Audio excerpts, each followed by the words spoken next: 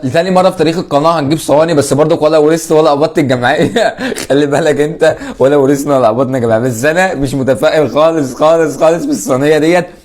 وخليكم معانا عشان خلي بالكم، عشان في عيوب كتير أوي في المطعم ده.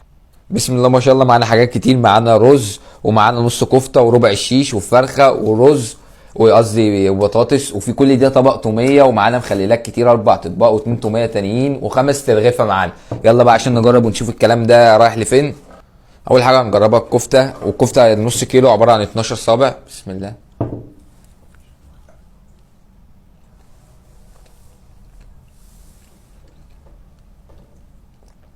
كفته كويسه وتتبيلتها جميله. ناخد كده بالايه، كميه بالجرد اللي حطيتهولي ده توميه.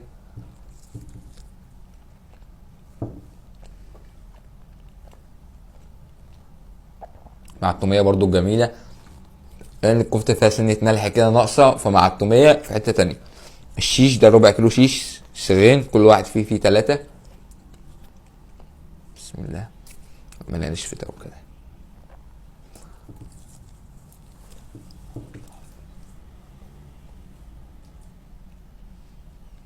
مستوية كويسة، بس هي في نقطة حصلت وانا هناك، كانت الفراخ خلصت فبعتوا يجيبوا فراخ، فالفراخ مش متبلة، يعني تتبيلتها مش شوية مش باينة خالص.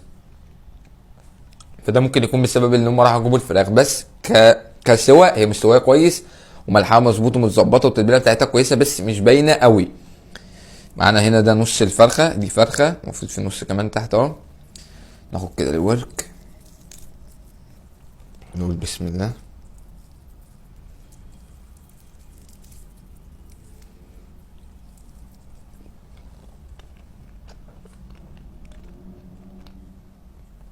الورك مستوي كويس.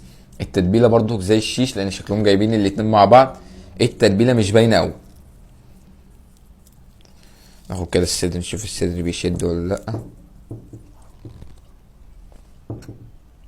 الصدر كان محتاج سوى زياده عشان بيشد. ندوق كده شويه رز.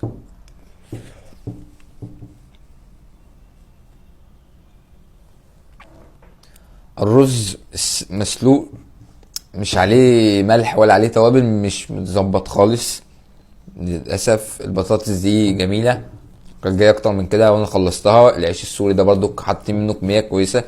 كل ده ب 480 جنيه، دي كانت عرض عندهم. يعني اسوأ حاجه هو الرز. بالنسبه للفراخ كويسه والشيش كويس، بس التتبيله بتاعته مش باينه. كده كان كل الحوار ده من مطعم اسطنبول، فتح في شارع الفاتح، في اول الفتح على طول. كان عامل 480 جنيه، بس موضوع الرز وموضوع كذا حاجه اللي طالعين ده مش عاجبني. فعشان ما بقاش ظلمته، هبقى اعمله، هيبقى ليه فيديو تاني عندنا ان شاء الله نجربه فيه. بس على اللي انا شايفه ده، يعني ايه، شايف 480 يعني. طبعا انا اديتك الايه الاوبشن اللي انا حصل معايا، سواء تشتري او ما تشتريش، عجبك ما عجبكش الحاجه دي بتاعتك. كان معكم عبد الرحمن الجبري من الاخوين اللي مش فوق بلوكر. مع السلامه.